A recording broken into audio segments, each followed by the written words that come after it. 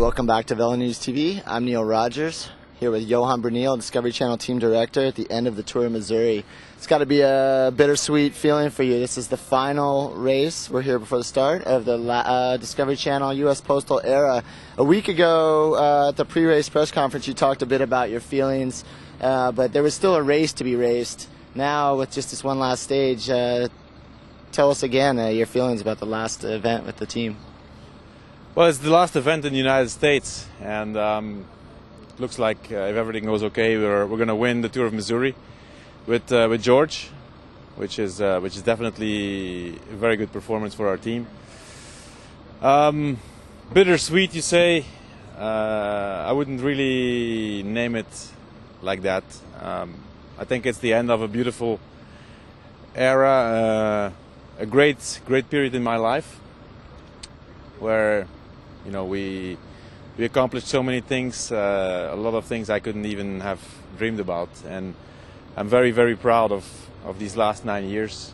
At the same time, it comes to an end, but all good things come to an end, and I think it's really nice to be able to say, we did it, we did the maximum we could, we were very successful, and now it's time for think about other things.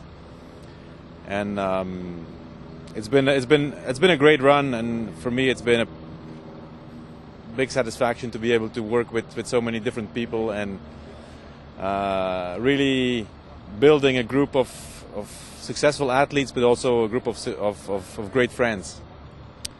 And I'm sure that will transcend what we're going to end now as a professional relationship. So I feel good about it. On top of that, we're having the most successful year ever in our history. We were almost at 40 wins. We won the Tour de France again. We won the 3 biggest races in the United States plus US Pro. Nothing to complain about. No, absolutely. I had a chance to talk to George Hincapie and Levi Leipheimer and ask them their personal highlights while riding with U.S. Postal and Discovery Channel. And maybe that's an easier question for an individual rider who can focus on his results. With 8 Tour de France victories and Volta a España victories and so many other races, I'm sure it's a much tougher question for you, but I'm going to ask anyway. Is there one moment, one finish line, one podium, one instance that stands out in the whole run for you as sort of the pinnacle moment?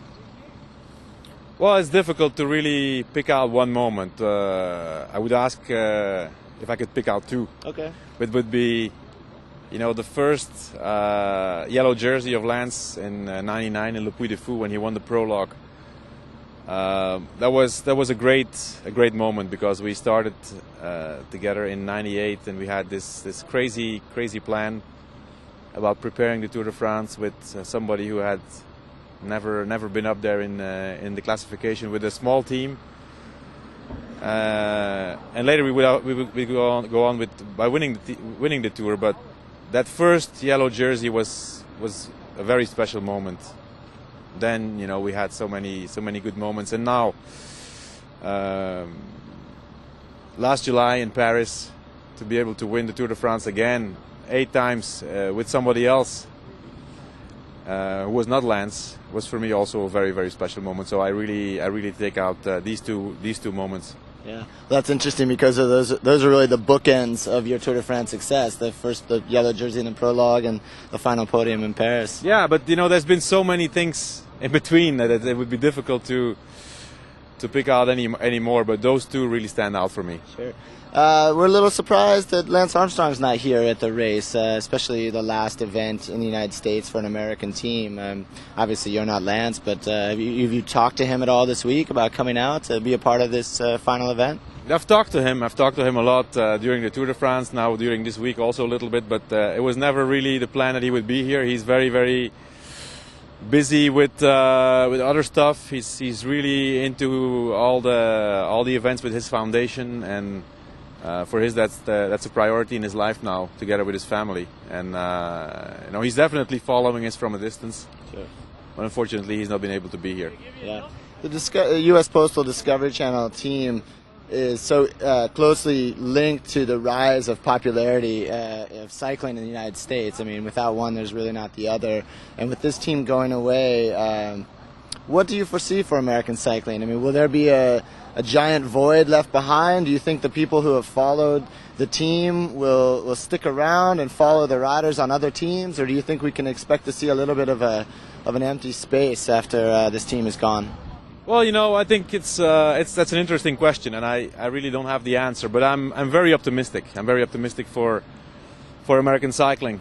We have seen a little drop off after Lance retired, but what I've seen this year and what I've seen this week is amazing. You know, the American people or the fans are just at least with us, they've been great.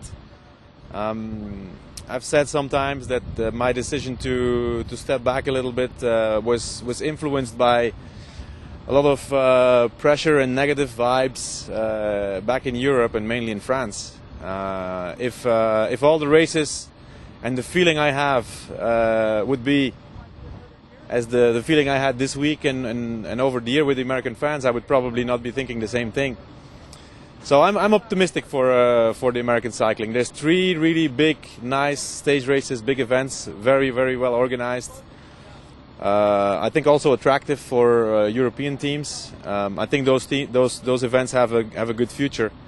And you know, there's going to be new American riders, and there's some teams that want to improve.